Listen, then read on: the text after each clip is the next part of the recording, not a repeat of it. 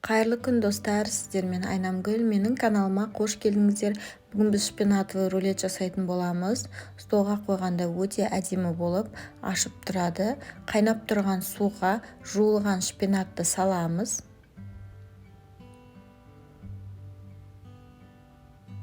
Бір араластырып жібереміз де бір қайнағаннан кейін аламыз.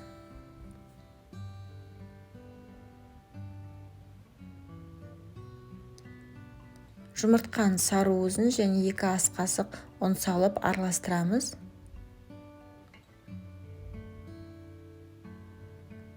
Блендерға салып езіп аламыз.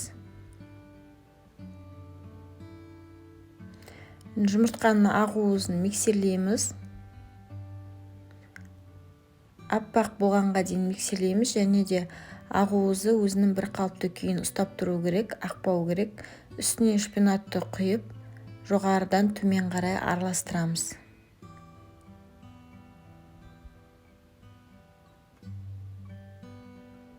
Өлшемдері видеоның астына жазылып тұрады.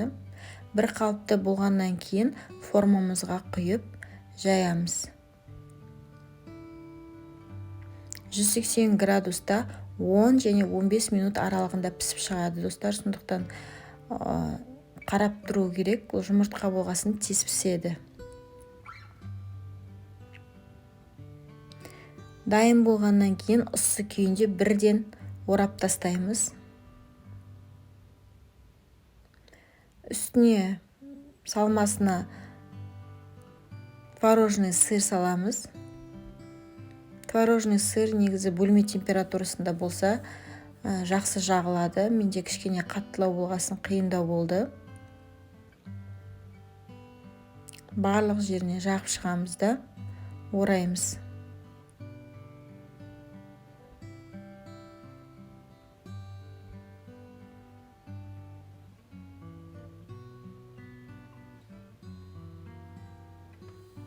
Нығыздап орап алғаннан кейін пищевая пленкаға орап, тоңазытқышқа қатқанша 1,5-2 сағатқа қойып қоямыз.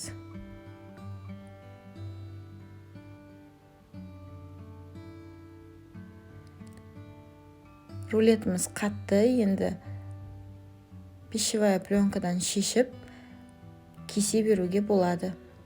Екі жағын алып тастаймыз.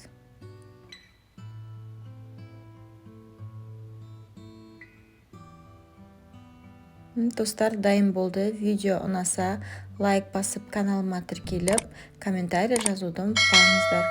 Жасап жатсаңыздар ас болсын.